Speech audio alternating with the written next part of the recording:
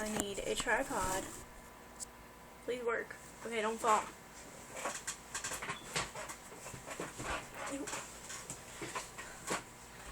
Okay.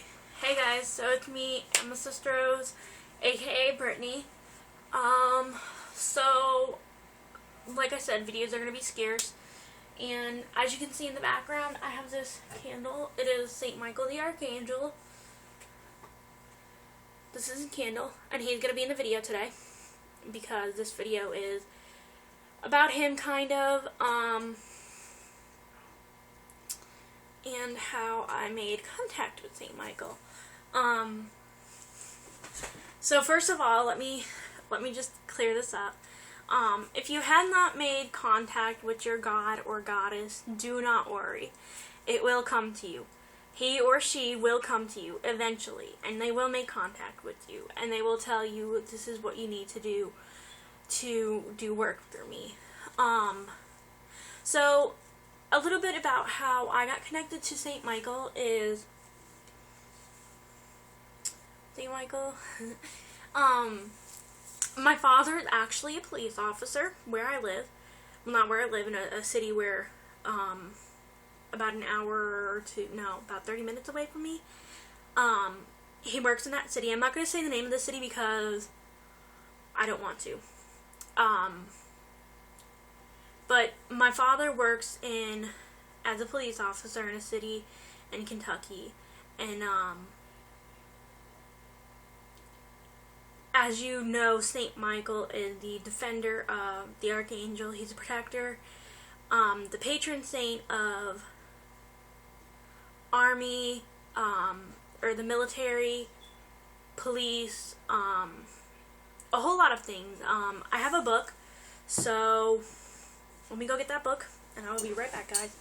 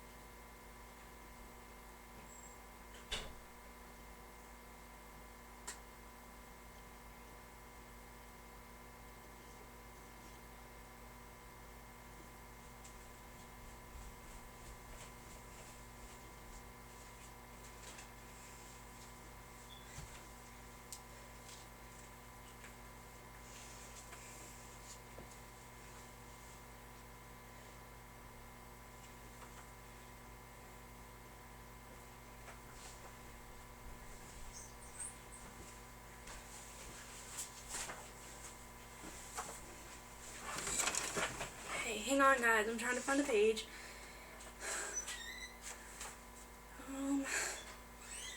Whew. Okay, here we go. St. Michael the Archangel. The first day of worship to him is September 29th, Michael's Day. I'm sorry, guys. I am out of breath. I just ran up the stairs, so yeah. So this is the book. It is a 100 Saints, a treasury of their lives and times by Malcolm Day.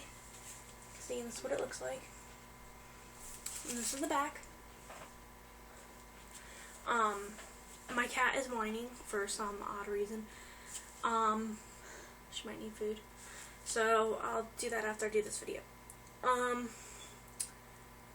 Okay. So this is the book. Here's the front. Here's the back. I rented this from my local library, so I'm not sure how good you can see this. And then I'm reading from this book. This book has been very helpful to me. As a matter of fact, I think I'm going to go out and purchase the book just like this because it's just easier. For me, at least. So, St. Michael, okay, where did I leave off? His day, it says the first day is September 29th, Michael's Day. Symbols in art, dragon, sword, and waiting scales. patron saint of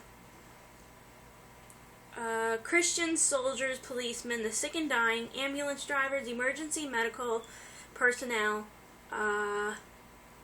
paratroopers, radiologists, Holy Death,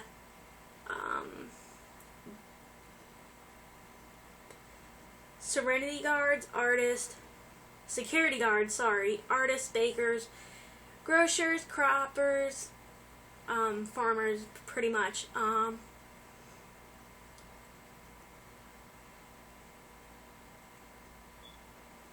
And then there's, the countries are, Israel, Germany, and Sicily. So those are just some of the things,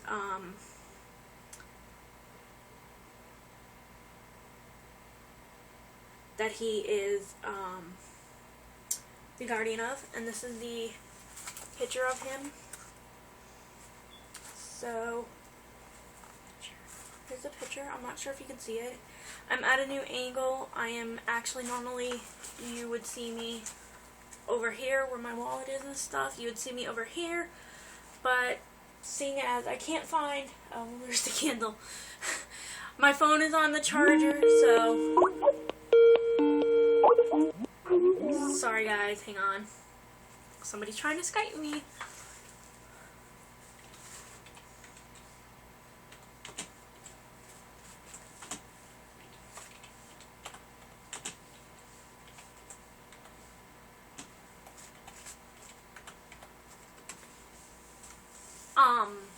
So, like I said, this video is going to be about St. Michael, and I had just gotten a call from somebody on Skype, so I'm terribly sorry, if you hear a binging or weird kind of noise. Where was I? So here's the video, here is the picture of St. Michael. I'm not sure if you guys can see it. This isn't the classical rendition of St. Michael. The classical rendition of St. Michael is the one that's actually on my candle. That's the one that the church used. I'm not sure if the church used it, but that's the one that I like. I personally like it. I don't know if the church uses this one or the one that I just showed you in my book. But as far as I know, this is the classical rendition of St. Michael the Archangel. And again, you're rambling, Brittany. So, how I first knew my calling to St. Michael is, for the longest time, I was Hellenistic pagan. And I do still follow Athena, yes. I never really had that connection with my God. Because in my work things, I've always done the goddess and the god. And I never really connected with Apollo. So Apollo, I knew Apollo wasn't really, he never really bothered to contact me like Athena did. And St. Michael, once I started following him, I want to say maybe 2 days later, he contacted me through a dream, and in the dream, I was trying to think. In the dream, I was sitting on a nice grassy hill, and or no, in the dream, I was in like this place. It was really, it was surrounded by fog, like, kind of like I was in the sky, but I wasn't really falling. You know, like there was like this, kind of like this glass over the sky where I was, and it was all surrounded by fog and clouds and stuff. And then, from the fog, he had emerged, and in the dream I thought it was Athena who was contacting me. So naturally in the dream I bowed down and I said, "My lady," and he said, "I'm not Athena." And it was this masculine voice, and he said, "I'm not Athena." And I immediately said, "Then you must be St. Michael." And he said, "You're correct." And that's just from there on, that's how I've connected with him. And my cat wants to be in the video. She's my familiar. She's weird. It's 1:49 in the morning here where I am, and I'm making this video, and my cat wants to be in the video. So this video will probably be uploaded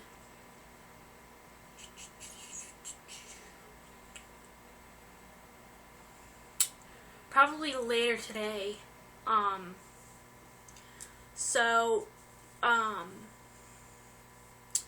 But I'd originally, I had felt a connection with him, and I had, for my father's birthday, my father grew up Catholic, and he was an altar boy. And for those of you guys that don't know what an altar boy is in the Catholic faith, it's basically somebody that goes on before the priest, and they help set up the altar. They help do the cup, and they help do the cup of wine and the little wafers that they give you. And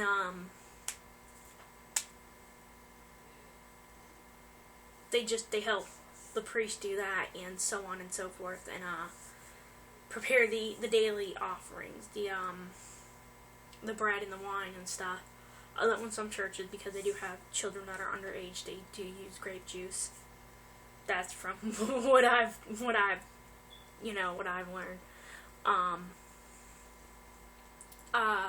So my father was an altar boy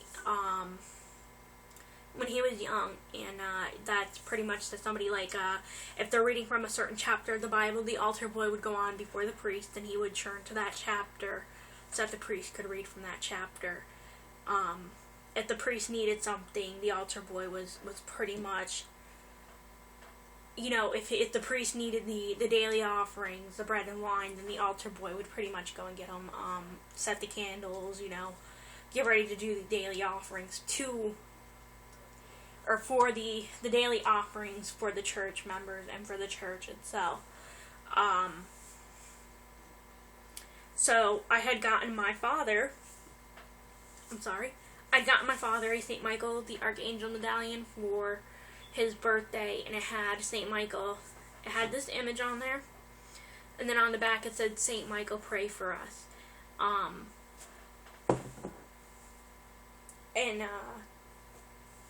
That's just, I knew from that moment on, I knew I would be working with him during my practices.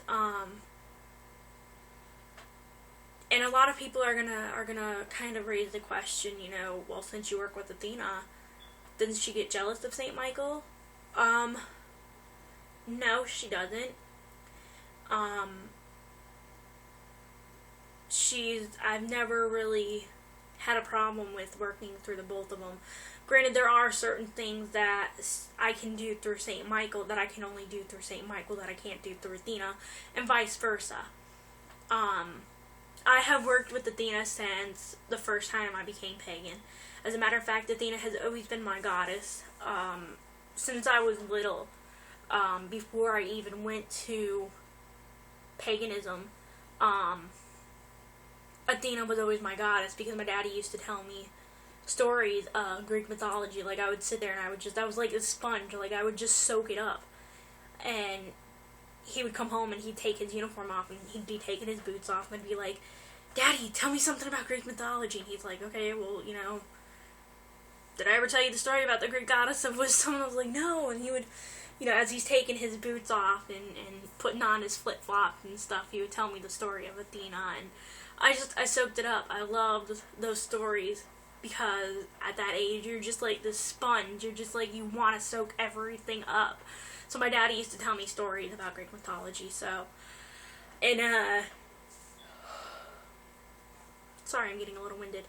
It's kind of like a joke, an inside joke in our family, that I grew up pagan, or that I had a pagan upbringing, but yeah, that's just how I came in contact with St. Michael. Now, on a website I read that most of his candles, the oils and stuff that I use for him, And I'll get back to the candles. The oils and stuff that you can use for him are frankincense and cinnamon oil. And you can use frankincense incense or cinnamon incense for St. Michael. Most of his candles are come pre-scented with cinnamon and a little bit of rose scent. To me personally, his doesn't smell that cinnamony. I smell cinnamon candles, and cinnamon candles have a very strong cinnamony scent to them. So cinnamon is a pretty strong scent. This doesn't really have that strong of a cinnamon scent. It doesn't have a cinnamon scent at all. It has more of a rose kind of scent, a florally, rosy kind of scent, which is neat because the rose is my birth flower. I was born in June, so the rose is my flower and the pearl is my birthstone, but I've always loved the amethyst. I've always loved that deep, beautiful purple of the amethyst. Some of the stones that you can work with, that you can use for St. Michael are rubies. Anything that is a red stone, rubies, granite, anything that's a red stone, jasper, red jasper, you can use all those stones to work with St. Michael. As a matter of fact, I'm going to see if I can't go out and get some red jasper. For Athena, turquoise. Turquoise is Athena's stone of choice. Anything that is a blue stone for Athena, like sapphires, turquoise, anything that is blue, that's Athena's stone. That's going to be Athena's stone. Blue and green are sacred colors to Athena, as red is a sacred color to St. Michael. I'm not sure what kind of, the kind of scents you can use for Athena are dragon's blood, both incense and oil. So that's just my little video on a little bit of knowledge on how I connected with St. Michael, and hopefully this helps somebody out there that's wanting to connect with St. Michael. And before anybody gets questioned, before I get 1,001 questions, where'd you get your candles? Where'd you get your candles? Where'd you get your candles? We went down to the city that my dad works in, and we went to the Walmart down there, and I got this at Walmart down in the city where my dad works. I don't want to say anything because I don't want to. I just don't want to. But we went to the city where my dad works, and I actually got the candles at Walmart. If you live in the Bible Belt, it's pretty easy to find them. If you live in an area that has a lot of churches, small towns that you live in that have a lot of churches, your best bet is to probably go to like a Walmart that's in a really religious area. And the city that my dad works in is really religious. It's known for its churches and stuff like that. And so that's just. Oh, and he's also the Parthenon saint of firefighters. I'm sorry, guys. I forgot to leave that. Did I leave that? I did leave that out. I'm sorry. Here I am talking to myself. That must be weird. But yeah, we went to the city that my dad works in, and we got these. They have St. Francis. They have St. Mark. St. Marcus, I believe it is. St. Anthony, St. Francis. The Sacred Heart of Jesus, the Sacred Heart of Mary, Mary of Puerto Rico. No, I don't think it's Puerto Rico. I don't know. Mary of different places. St. Joseph, St. Francis, St. Jude. They have the Holy Trinity candle, the Father, the Son, and the Holy Spirit candle. It has the cup, a dove, and a cross. They have little candles. They have these candles. You can get these ones. For St. Michael, at least when I go there, I can never find the little small candles. They only have these ones for St. Michael's. Certain saints, well, pretty much, you can find all of the same that I mentioned there in the little tea light kind of candles that are like this big. My drippy candle, like it. That are this big, except for St. Michael's candle. You can't find St. Michael's candle that big. I've looked and I've looked and I've looked. I'm just tempted to go. I'm probably going to go out and get a red candle, a red votive glass candle, and just print out a picture and a prayer and then tape it on there or glue it on there or something. But if you can find the little candles like the size of my tea light, my drippy candle that I showed you, those would make a good traveling altar. But yeah, that's just how I got acquainted with St. Michael and how I am now doing a lot of my worship through him. Or not worship, doing a lot of my practicing through him. So, bye guys, I hope you enjoyed this video. I hope it helped you out a lot, and I hope you gained some knowledge from this, so I will talk to you sometime soon. Bye.